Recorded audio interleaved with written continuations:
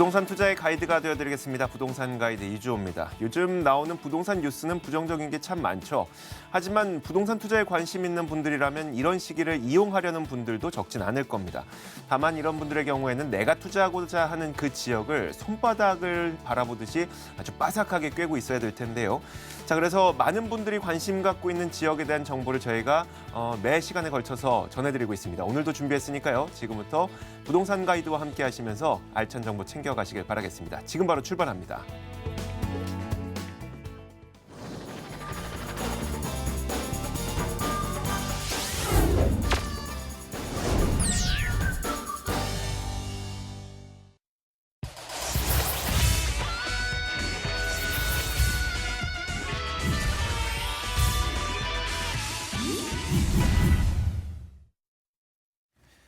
첫 번째 코너 생생부동산 클리닉의 문을 열겠습니다. 이분과 함께합니다. R&D 하우스 김규현 이사 나오셨습니다. 어서 오세요. 네, 안녕하세요. 네, 반갑습니다.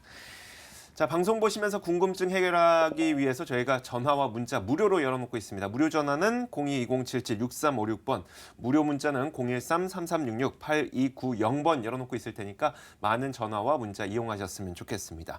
자, 김규현 이사와 함께 저희가 부동산에 대한 강의를 한번 들어볼 텐데 몇 차례에 걸쳐서 저희가 네. 강남도 들어봤었고요. 서초도 들어봤었고 다양한 지역에 대해서 아주 자세하게 우리가 좀 꼽아보는 시간을 가졌는데 네네. 이번에는 어느 지역일까요? 한번 예상을 해보자면 네. 강남과 서초와 근접해 있는 곳입니다.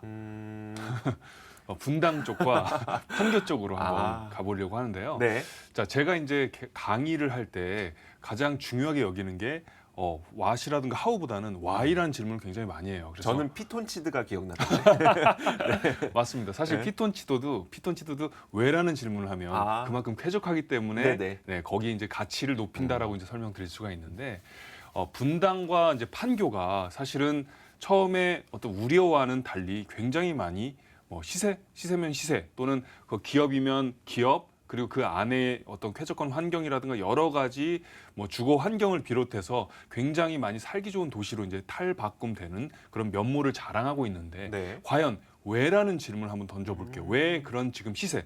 쉽게 얘기해서 지금 서초구가 16억 정도가 되거든. 32평 기준으로 해서 네. 강남구가 한 18억 정도가 된단 말이에요. 17억, 18억 네네. 비슷하게 지금 가고 있죠. 서초구랑. 그런데 판교 같은 경우가 한 15억 정도가 돼요. 그리고 분당 같은 경우도 10억에서 12억 사이란 말이에요. 네.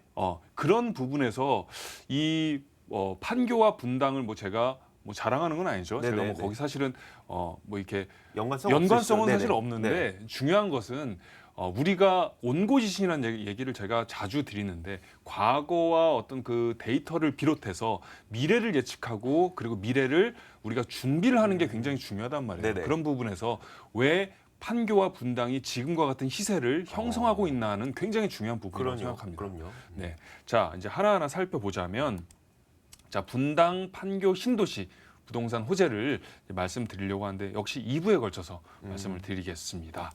자 일단은 위치를 보자면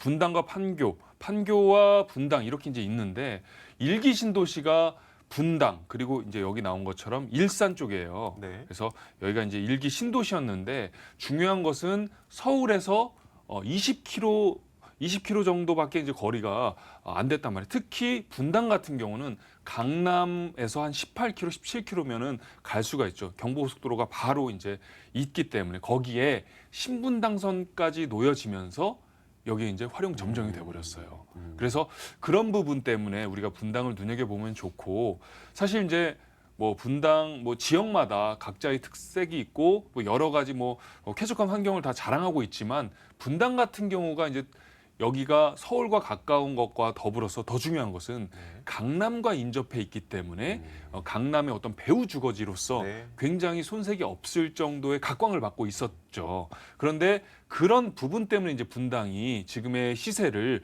형성하고 있다고 해도 과언이 아닌데 판교 같은 경우는 조금 더 재미있는 부분이 있어요. 사실 거리적으로 봤을 때 분당보다는 5km 정도 강남권에 더 가깝죠. 네. 가까운데 더 재미있는 거는 분당 같은 경우는 쾌적한 환경을 자랑하고 있지만 판교는 자족도시, 즉 기업이 제일 테크노밸리 같은 경우는 판교 테크노밸리 같은 경우는 기업이 한 1,300여 개의 기업이 지금 입주해 있단 말이에요. 네네. 거기에 삼성이라든가 뭐 SK라든가 또는 한화라든가 이런 굵직굵직한 대기업들이 형성돼 있고 대왕 판교를 중심으로 거기에 제2 테크노밸리, 제3 테크노밸리까지 이제 들어서게 되면 네. 여기는 한 2천여 개의 기업이 이제 들어선단 말이에요. 그런 부분에서 자족 도시로서의 기능과 즉 기업이 탄탄한 그런 기능과 거기에 이제 강남과의 접근성 때문에 시너지 효과가 발현이 됐다라고 말씀을 드릴 수가 있겠죠. 자, 그런 부분에서 이제 하나하나 더 살펴보자면 Y라는 질문을 계속 던질 거예요. 자, 강남권이 여기입니다.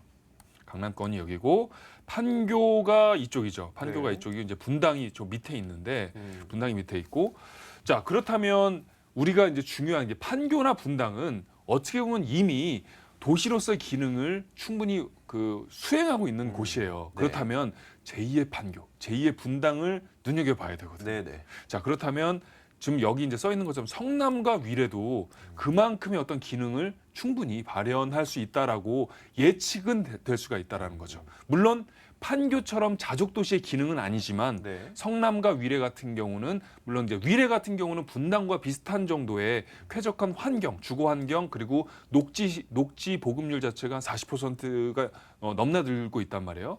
그런데 성남 같은 경우, 구도심 같은 경우는 사실은 굉장히 우리가 어떤 이미지로서 네. 굉장히 못 사는 동네 이런 부분이 네네. 있었지만 앞으로 거리적으로 성남을 놔둘 수가 없단 말이에요. 그런 부분에서 제가 뭐 여기 투자라고 얘기는 하지 않겠지만 네네.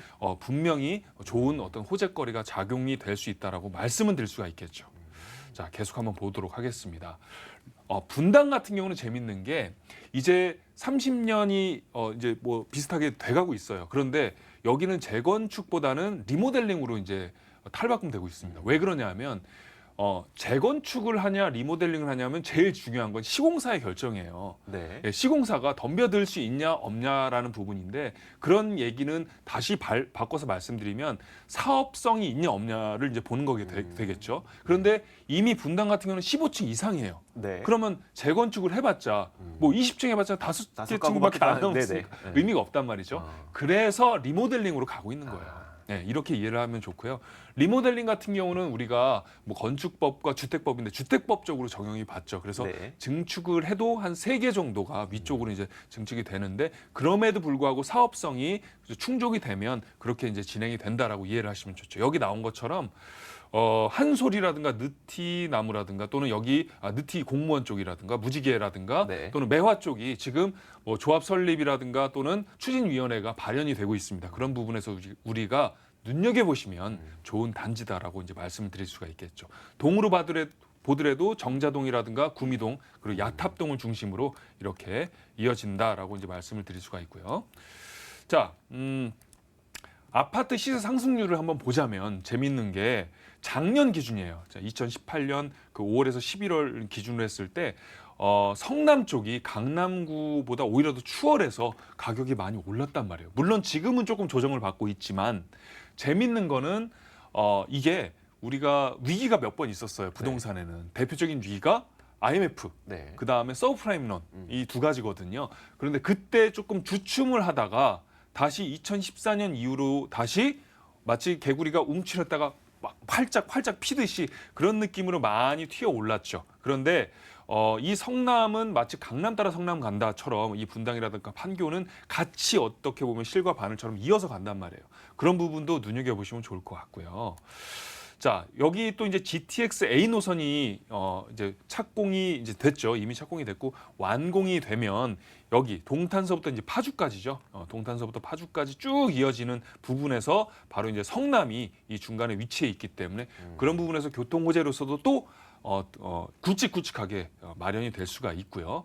또한 재밌는 거는 여기는 이제 기업이 1,300여 개 기업이 이미 들어서 있는데 판교 쪽에는 네.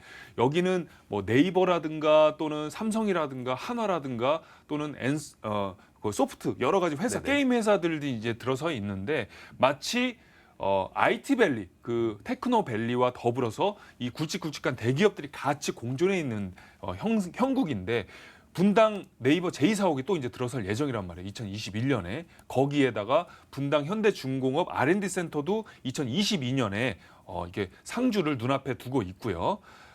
또 이제 두산그룹이 7개 사가 이제 본사로 이전이 되면서 될 계획과 더불어서 드림 시큐리티까지 이전이 될 계획이에요. 이 판교 쪽에 분당과 판교 쪽에 다 이전이 되면은 여기가 또 어마어마할 정도의 호재가 작용이 된다라고 말씀드릴 수가 있고요. 판교 신도시 같은 경우 이제 간단하게 오늘은 말씀을 드리겠지만 여기 보시면 분당이 한 600만 평 정도가 돼요. 규모가. 네.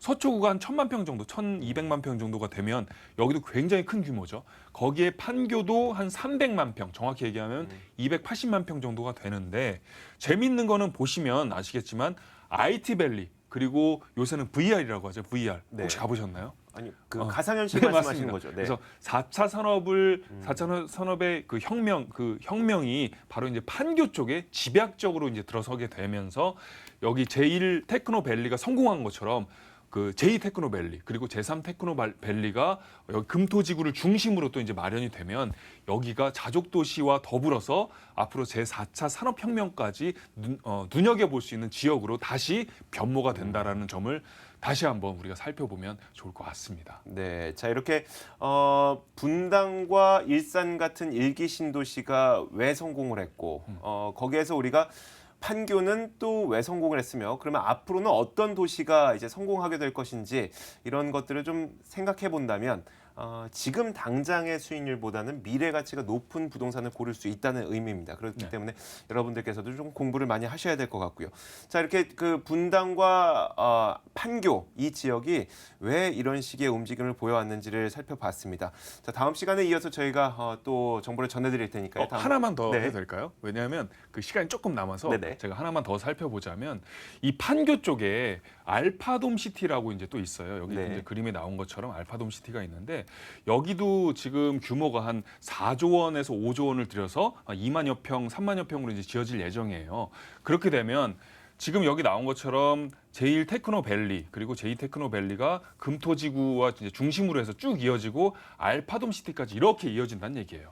거기 이제 밑쪽으로는 대장지구까지 있죠. 그렇게 되면 이 판교 자체가 아까도 말씀드렸다시피 엄청난 시너지 효과를 발현이 될 수가 있다라고 정리를 해드릴 수가 있겠습니다. 네, 알겠습니다.